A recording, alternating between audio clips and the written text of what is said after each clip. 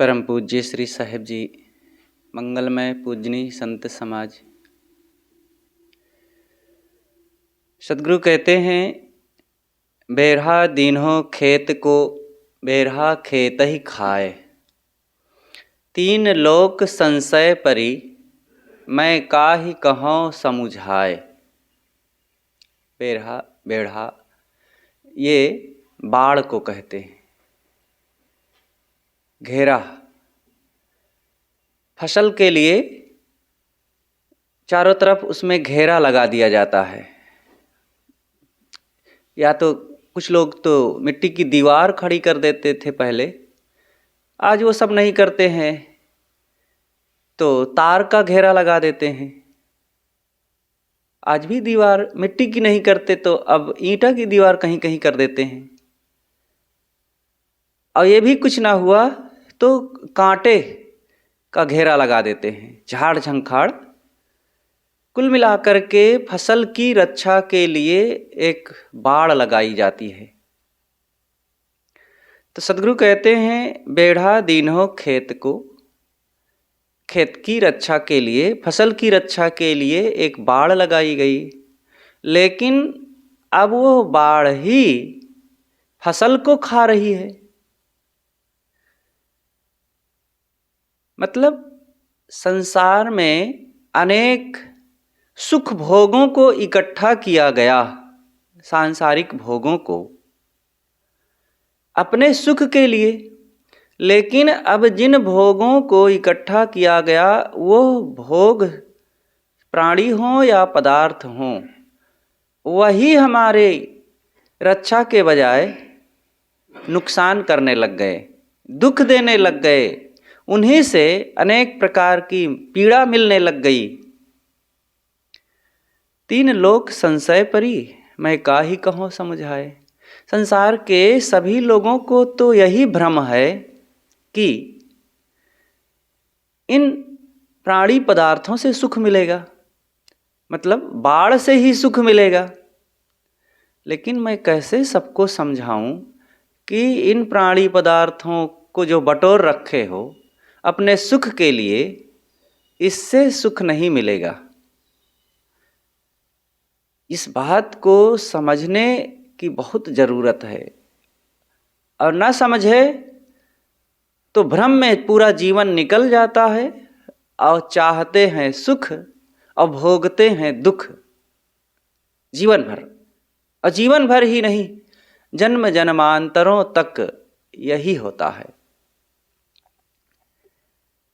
सदगुरु कहते हैं, बेढ़ा दीन्हो खेत को और बेढ़ा खेत ही खाए। किसान लोग ज़्यादातर सब्जी वगैरह के लिए होता है। कुछ चीज़ बो दिए, जानवर ना आ जाएं, और सामान्यतः सहज रूप से कोई व्यक्ति ना घुस जाए कि सब्जियों को तोड़ ले, गाजर मूली उखाड़ ले, फल को तोड़ ले और किसान का नुकसान करके लेके चला जाए। तो ये सब के लिए बाड़ लगाई गई। अब वो बाढ़ ही सब्जी का, फसल का नुकसान करने लग गई। ऐसे व्यक्ति सोचता है, वो पहले सोचता है कि मेरे पास तो कोई है नहीं, अब मेरे लिए कितनी समस्या है। कोई होना चाहिए जो मेरी रक्षा कर सके, मुझे सुविधा दे सके, मुझे भोजन बना के खिला सके और मुझे कमा करके कुछ ला सके और मुझसे मीठा मीठा बोल सके, मेरे मन को, मेरी दुख तकलीफ को वो बता सके। तो ऐसा सोच करके एक स्वतंत्र रहने वाला युवक या युवती सोचता है कि मैं किसी से विवाह कर लूं तो सुखी हो जाऊं, उससे फिर मेरी रक्षा होने लग जाएगी। और वो विवाह कर लेता है। आ गई बाढ़ अपनी रक्षा करने के लिए। रक्षा होती भी है, लेकिन अगर वो रक्षा करने वाली बाढ़ पति पत्नी, बेटी बेटा या और भी जिसे माना जा रहा है कि इनसे हमारी रक्षा होगी, उसी से समस्या मिलने लग जाए तो क्या हाल होगा। और समस्या मिलती है। विवाह कर लिए, अभी तक स्वतंत्र होकर के थोड़े से खर्चे में काम चलता था, कहीं आवे जाएं, कैसे घर में रहें बैठें, और थोड़े में गुजारा हो जाता था। ज़्यादा बहुत खर्चे की, पैसे की ज़रूरत नहीं है। लेकिन अब पत्नी आ गई। अब पत्नी आ गई तो नकेल हो गई। अब कहीं भी जा रहे हैं तो हिसाब लगाया जा रहा है, कहाँ थे, क्या कर रहे थे, वहाँ क्यों गए, इतना देर क्यों लग गई, और ये खर्चा कैसे चलेगा, घर में ऐसे कैसे होगा, इतना पैसा लाओ, ऐसे कपड़े, ऐसे गहने, इतनी दवाई, और घर में इस तरीके से रहो। हर चीज़ में अब पाबंदियां होने लगी। अब परेशान, स्वतंत्र होकर के कहीं आ जा नहीं सकता। कुछ मामलों में तो ऐसे कुछ कहने की ज़रूरत होती है, इससे व्यक्तित्व और निखरता भी है। लेकिन अब हरदम उसी के लिए चिंता करना, उसी में ही परेशान हो जाना, उसकी व्यवस्था में ही रात दिन मन टूटते रहना, और धीरे धीरे वो बढ़ता ही जाता है। कहाँ से आवे इतना खर्चा, गुजारा कैसे होगा, नौकरी कैसे लगे, और फिर नौकरी करने के नाम पर लोगों की जो सह रहे हैं रात दिन, एक सुख भोग के लिए एक मन में भ्रम आया कि मुझे कोई खिलाने वाला मिल जाए, और उसी के नाम पर अब स्वयं दर दर की ठोकरें खा रहे। फिर बाल बच्चे हो गए, अब उनके पीछे लगे रहो, उनको पढ़ाओ लिखाओ, तैयार करो। आज एक माता पिता जो मिल करके बच्चे पैदा कर लिए, अब वो बच्चों के पीछे इतना दौड़ना पड़ता है, उनको स्कूल भेजना और उनके लिए टिफिन तैयार करना, और सब समय उसी में चिंतित रहना, कितना परेशान होते हैं लोग। इसलिए चाहे जितना ये सुविधाएं हो जाए, व्यक्ति उसी में रात दिन परेशान होता ही रहता है।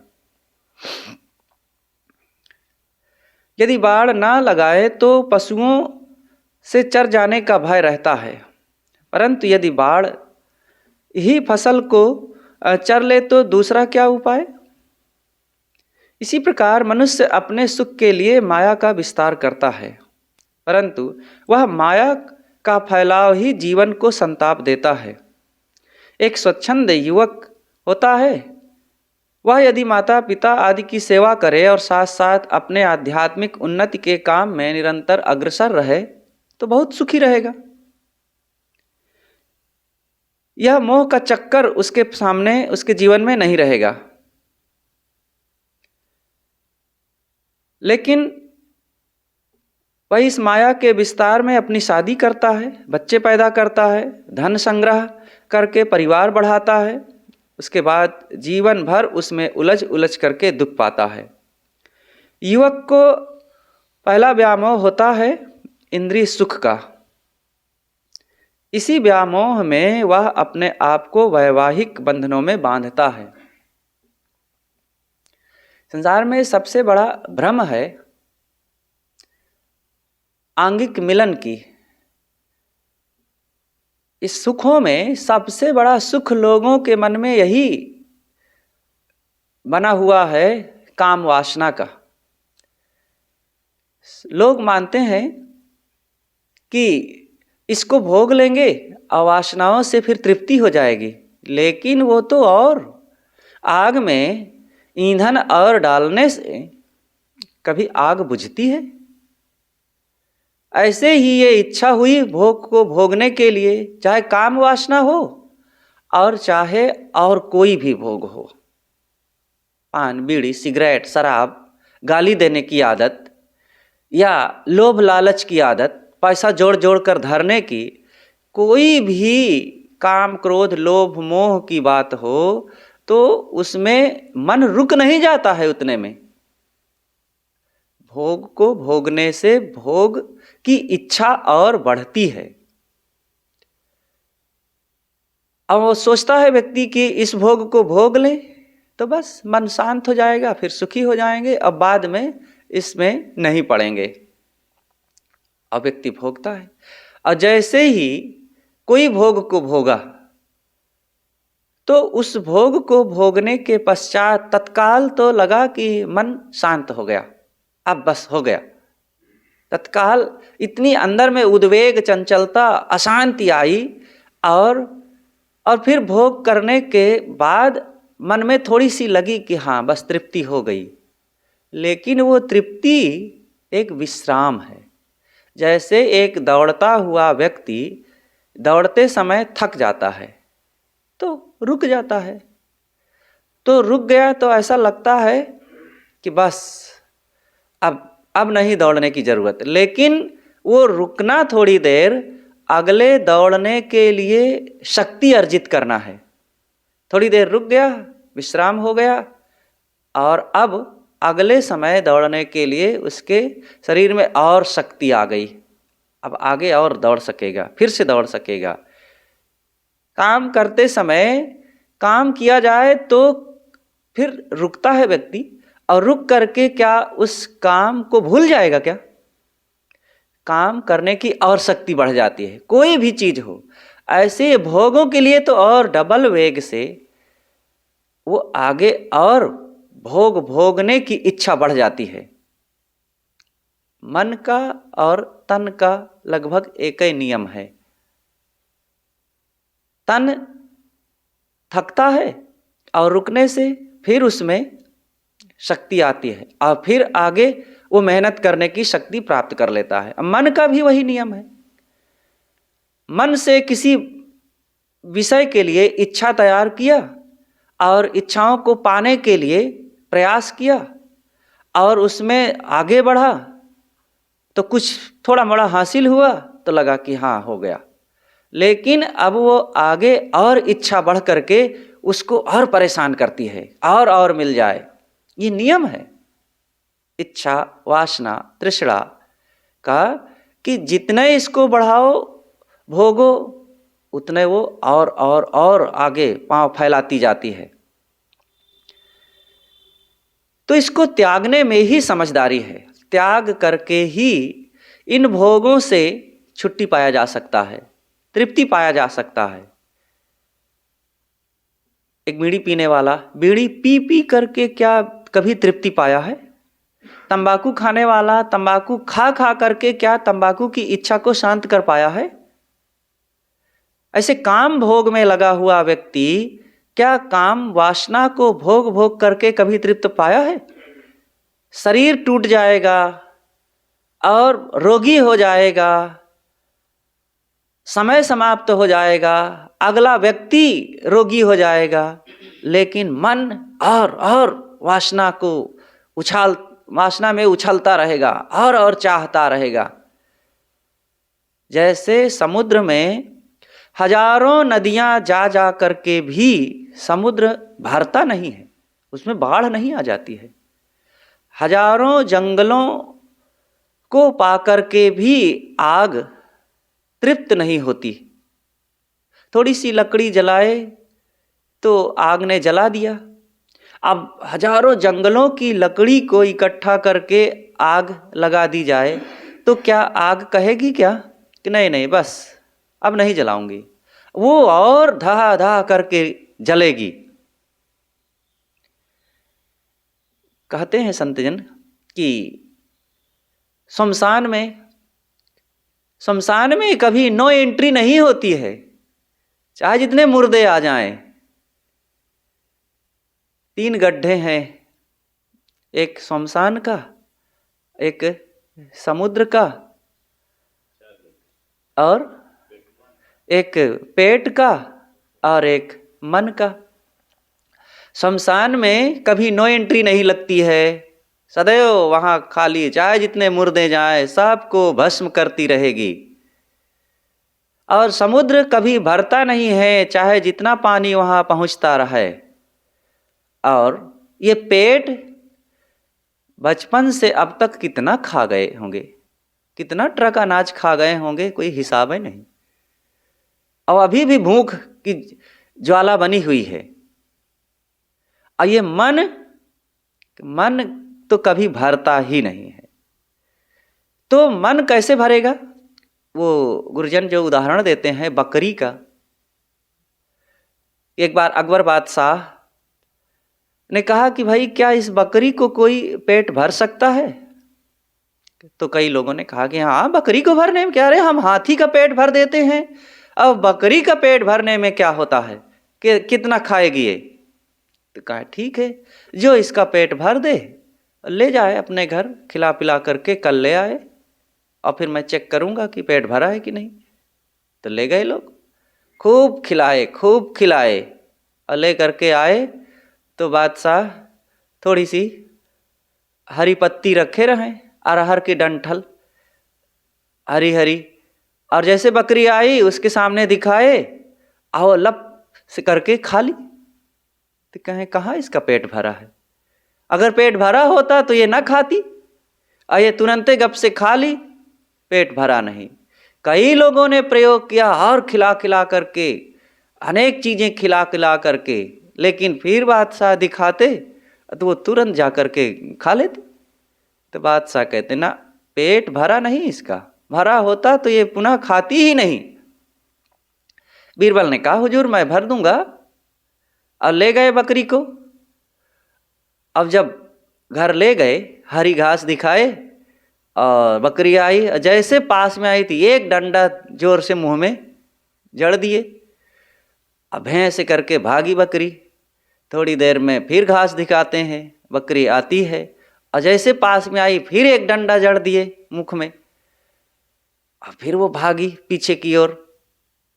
और यही करते रहे, कई घंटे तक ऐसे ही करते रहे। धीरे धीरे फिर बुलाते, बड़े प्यार से बुलाते, और जैसे आती फिर एक डंडा जड़ देते। अब बकरी को पूरा भरोसा हो गया कि घास खाने का मतलब डंडा खाना।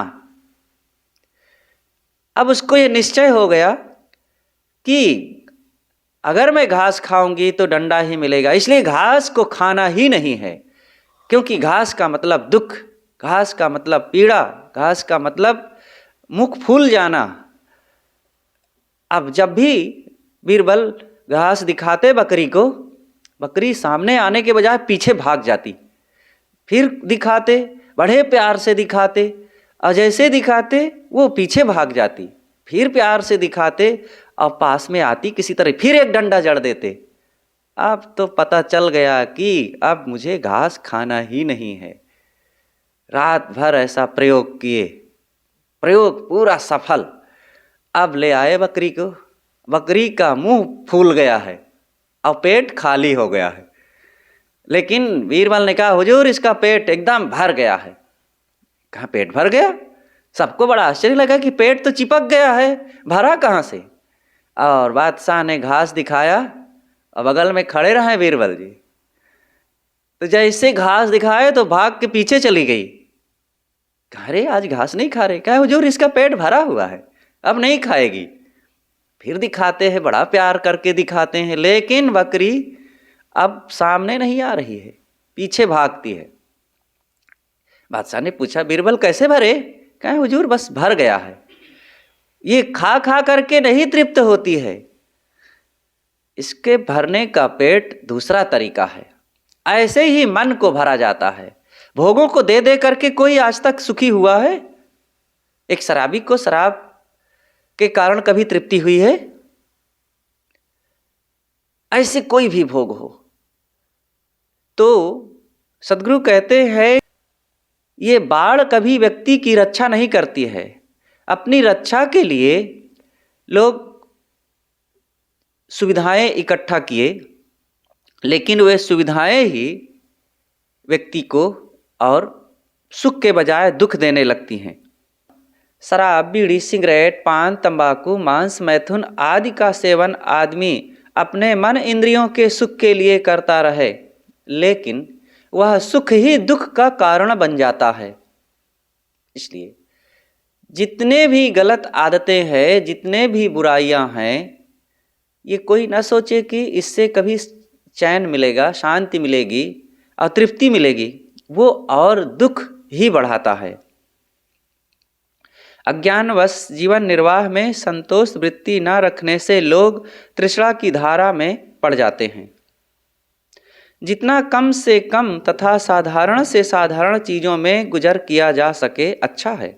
अन्यथा यदि आदमी बहुत उत्तम उत्तम अच्छे अच्छे के चक्कर में पड़ेगा तो वो दुख को ही मानो आमंत्रित कर रहा है। शुद्ध और स्वास्थ्यप्रद भोजन की सामग्री संतुलित मात्रा में पेट में डाल देना चाहिए जिससे शरीर को आराम मिल सके। यदि कोई भोजन में अधिक कीमती स्वाद के चक्कर में पड़ेगा तो वह एक तो यह सब प्राप्त करने में परेशान होगा, नीति अनीति की परवाह भी छोड़ सकता है, और दूसरी बात यह है कि वह स्वाद के चक्कर में असंतुलित भोजन करके पेट को खराब करेगा और रोगी बनेगा। भोजन खाना जरूरी है, लेकिन वह भोजन किस काम का जिस भोजन को खा करके और दुख बढ़ जाए। ये बेढ़ा ही और फसल को नष्ट कर दे। हमारे जीवन में पदार्थों का संग्रह तथा प्राणियों का संबंध विवेक पूर्वक होना चाहिए। यह सब अपने तथा दूसरे के कल्याण के लिए होना चाहिए। ऐसा ना हो कि यह सब अपने तथा दूसरे के लिए राग द्वेष जनित भव बंधनों का निर्माण करने में लग जाए। सारी प्रवृत्तियां अपने तथा दूसरे के लिए राग द्वेष जनित भव बंधनों का निर्माण करने लगे। सारी प्रवृत्तियों का फल निवृत्ति होना चाहिए।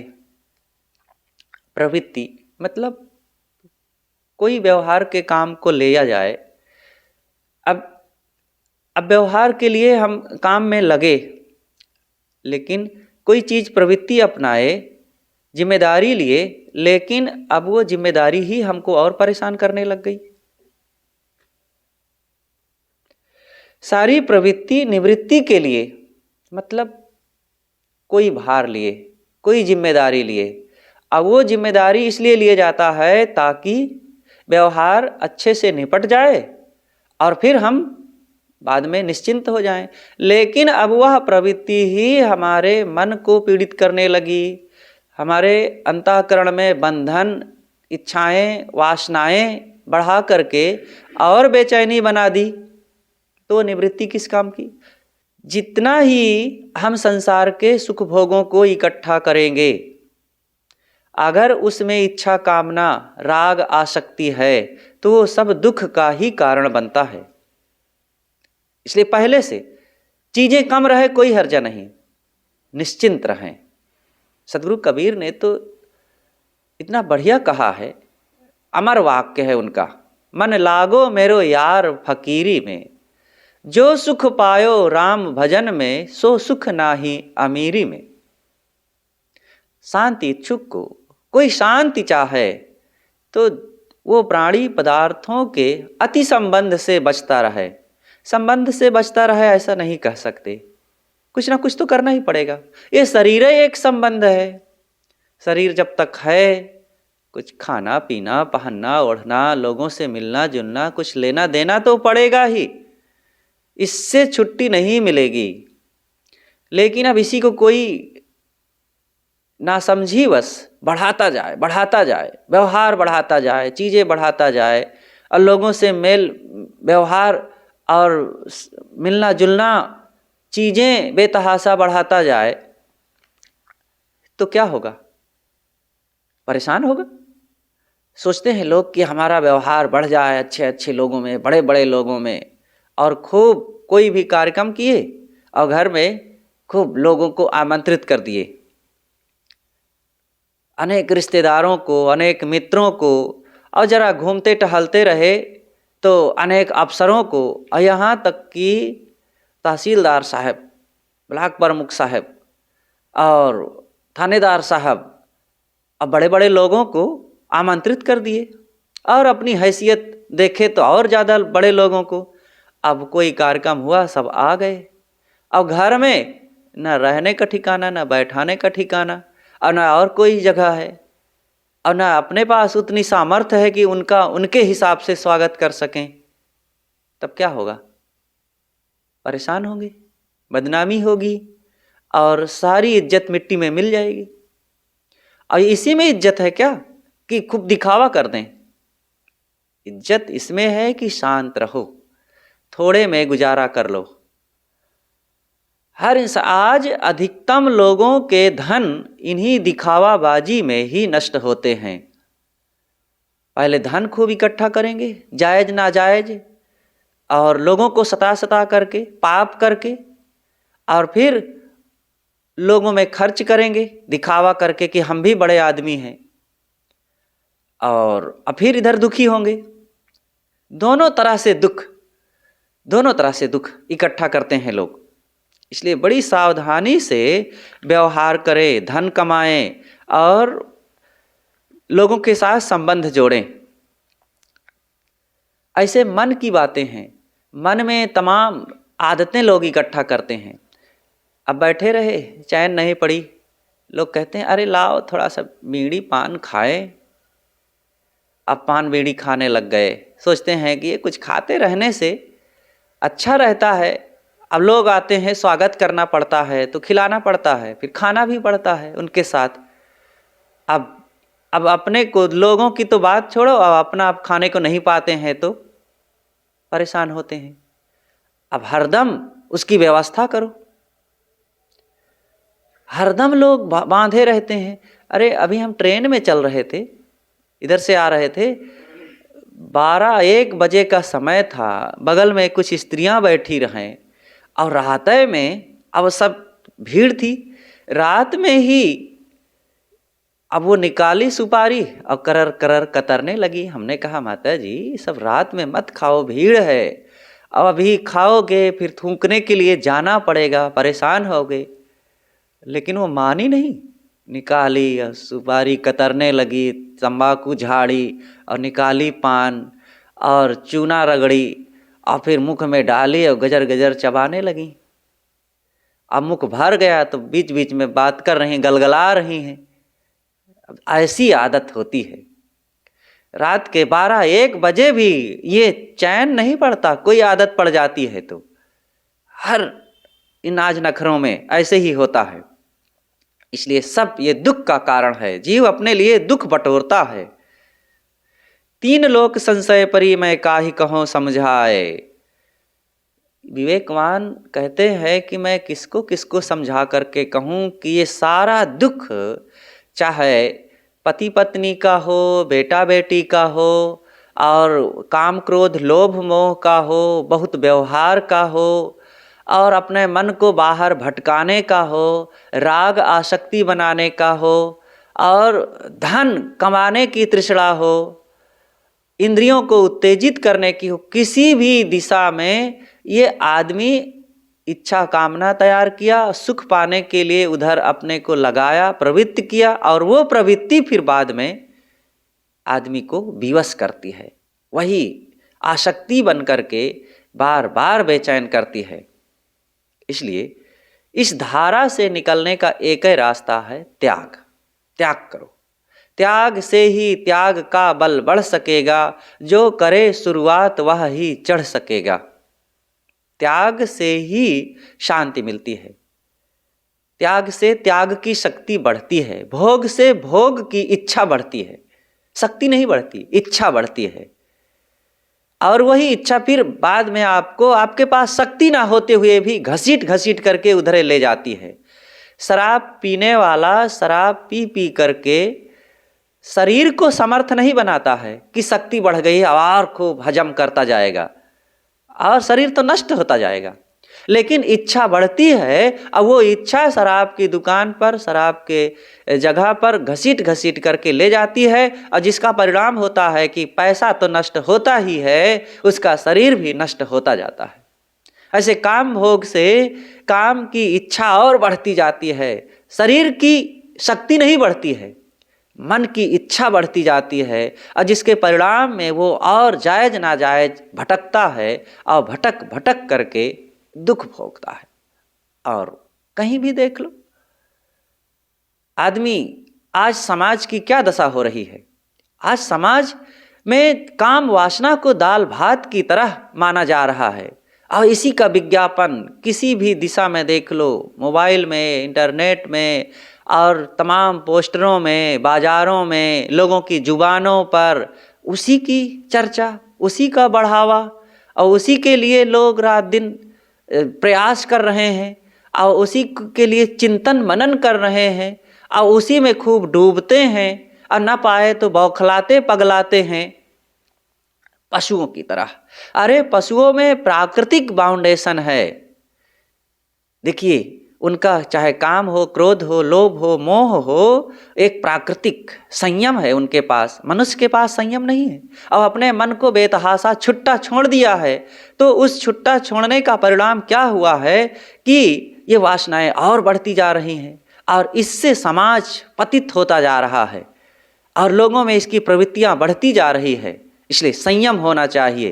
वासनाओं का संयम नहीं करेंगे तो मन बर्बाद होगा, तन बर्बाद होगा और समाज उच्छृंखल होकर के इसका परिणाम क्या होगा कि मनमानीपन। आज इसीलिए संबंधों में टूटन, इच्छाएं कामनाएं बढ़ती जा रही हैं और मन की पीड़ा बढ़ती जा रही है, बेचैनी बढ़ती जा रही है, आत्महत्या बढ़ती है इसी के परिणाम में। इसलिए इस बाढ़ को बड़ी सावधानी से अपनाना और नहीं तो यही अपने ही विनाश का कारण बनेगी।